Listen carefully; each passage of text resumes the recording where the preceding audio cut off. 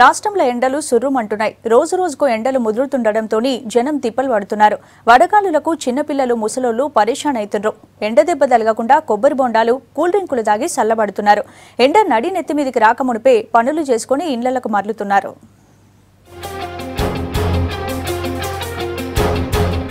రాష్ట్రంలో ఎండలు భగ్గుమంటున్నాయి.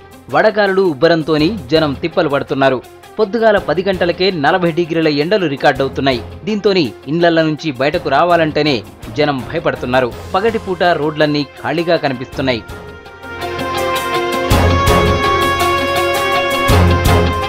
ఇక ఇయాల పెద్దపల్లిల, రామగుండం, మంచిర్యాల, ఆసిఫాబాద్, నల్లగొండ, కరీంనగర్ల ఎండ ఎక్కువుంది.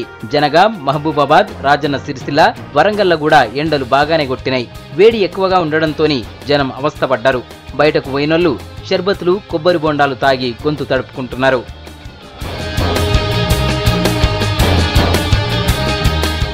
నల్లగొండ జిల్లాల ఎండలు మండిపోతుండడంతోనే జనం బయటకొస్తలేరు. జిల్లాల ఎండ దెబ్బకు చిన్నపిల్లలు, ముసలోళ్లు అవస్థలు పడుతున్నారు. చౌటుప్పల్, హుజూర్ నగర్ల 47 డిగ్రీల దాకా టెంపరేచర్ రికార్డ్ అవుతుంది. దీంతోని పగటిలి జనం లేక రోడ్లన్నీ ఖాళీగా కనిపిస్తున్నాయి.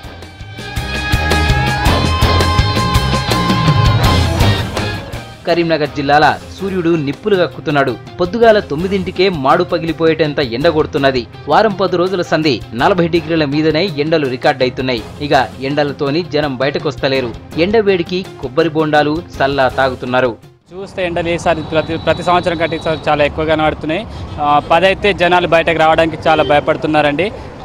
దీనికి వాటర్ ఉంటే కొంచెం బాగుంటుందని చెప్పి మేము అనుకుంటున్నాం.